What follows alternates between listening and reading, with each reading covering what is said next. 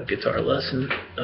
Great, so here we are at your first lesson. And whichever one of those two chords feels most comfortable. We've got G, which you already knew, just kind of troubleshooting what seems to happen for you.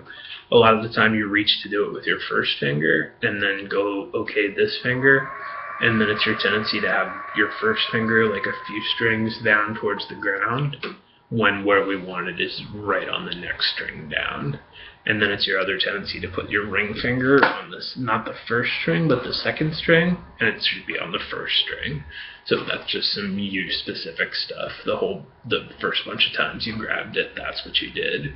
And it's just hop this guy up there and your ring finger down there. But if you really like kind of memorize it starts with my middle finger, then the rest of your hand will just jump back into position usually. So, just stop in your practice right now and get that shape down. And we're going to be working on right hand stuff. So like we talked about during the lesson, the way the guitar looks implies that we just move in this space right here, whereas in reality we need to be moving in like that space. Like if I'm playing, I'm making it up as far as here. I don't play golf, but my understanding is that you don't like get the ball to go far by hitting it hard. You just like one fluid motion. And that's what we're going for here, is like this one thing where we graze all the strings on the way down and on the way up.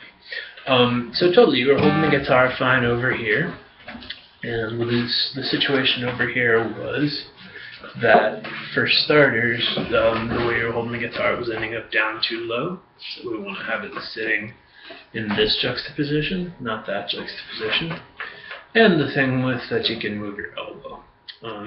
So yeah, when I do this, I'm moving at my shoulder, and to get over to that laterally, and then my thumb is in this position.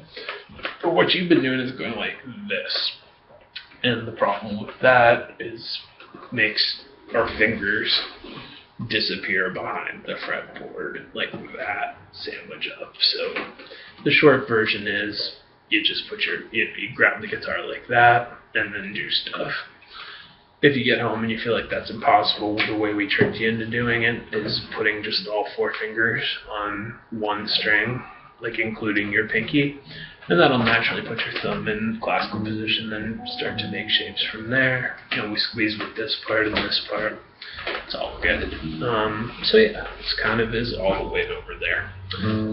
Great, so at this point we're going to focus on right hand. So if your hand hurts, you can let go and just be hitting the open strings, but ideally, push down. Great, so the first strumming pattern we did is down, down, down, up, which sounds like 1, 2, 3, and 4. But before we even do that, just try some down ups for me. Just trying to do that wider range of motion, just going like down, up. So please just pause your video and do that a bunch of times until it starts to feel more intuitive. And then the thing we're actually trying to do, which we called rhythm 1 or R1, sounds like this. That's 1, 2, 3, and 4. And on guitar, because since you mentioned you took any piano lessons at any point, turns out we strum down on the downbeat and up on the upbeat. The downbeat are the numbers, the upbeat are the M's. So since we're going 1, 2, 3, and 4, and we're going down, down, down, up, down, up. So cool. So right now in your practice, and this is really important, what we're going for is one good one, pause. One good one, pause. What everybody's natural inclination is to just loop the rhythm over and over again, right from the beginning. Something we talked about is like memorization headspace versus playing headspace. Right now we're trying to be like super focused on what we're doing. So what I want you to do is pause the video and go for one good, and then just kind of stop. What did I do wrong? Do it again until it actually starts to feel like you can do it. And then if your left hand gets tired, you can totally just let go and go. It won't sound as cool, but it'll still get the same thing done. And then before we move on to trying to loop it over and over again, we're going to go for 2 total times through. So now you feel like you can do it once pretty easily. Now you're going to go for twice.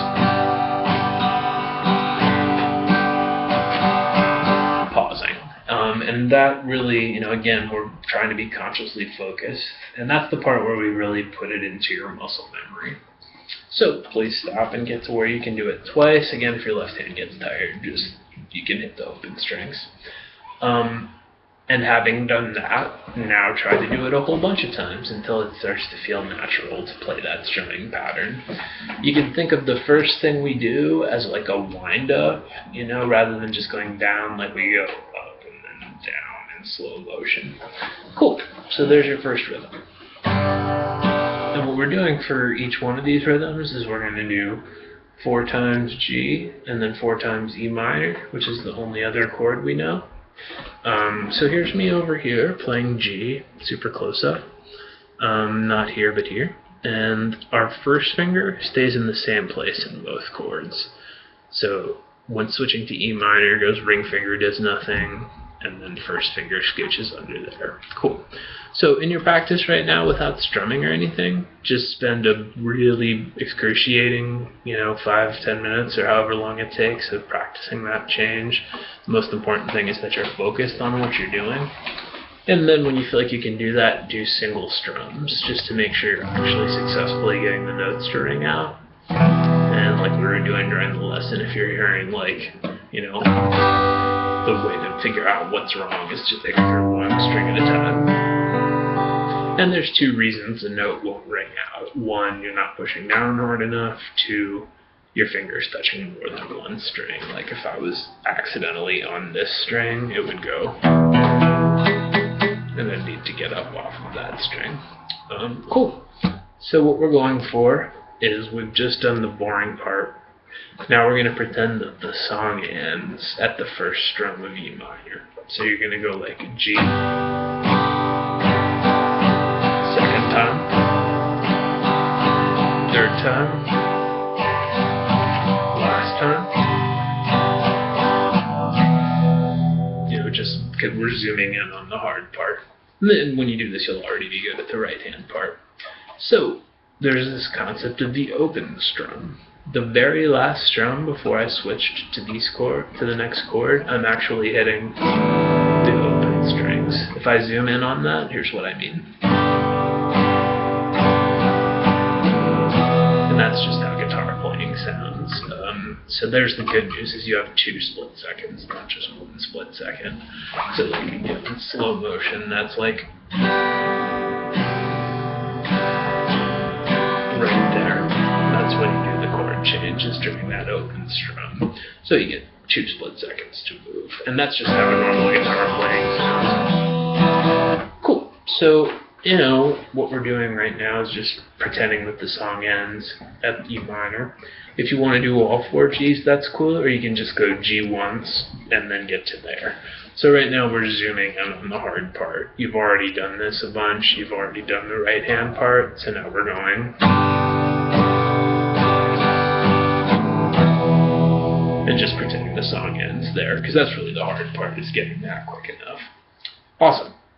And the way the song actually goes is then you just do the strumming pattern 4 times on this chord and switch back. So the whole thing would sound like second time, last time.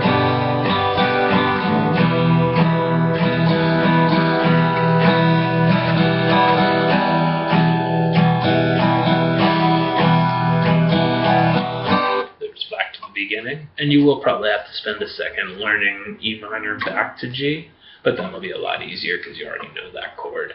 The thing to keep in mind is that your first finger is going to be an anchor in both chords, so to speak. It just stays in the same place. Awesome. So this is all going to hurt, especially playing on your guitar. Short practice sessions can be really effective as long as you don't stop when your hand starts to hurt. So it's probably not realistic at first to practice for an entire hour just because of ouch my hand. So yeah, just try to, we are exerting ourselves, so try to play through the pain, but not to the point of injury. And the good news is you're not going to injure yourself. So yeah, elbow moving around, stuff like that. If you get to this point in the video, you pretty much have taken the lesson. But at exactly 10 minutes in, the second rhythm that I wrote down just for funsies is a longer rhythm that goes down, down, down, down, up, down, up, down, down, down, up. And this is like bonus footage, extra credit if you get good at the one chord change on one rhythm or sect. Again, that's like 1, 2, 3, 4, and 1, and 2, 3, 4, and it's like a hip hop beat. Doom, doom, stick a dick and doom, stick a.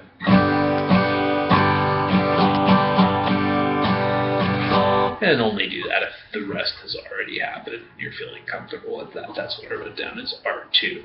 So that would sound like.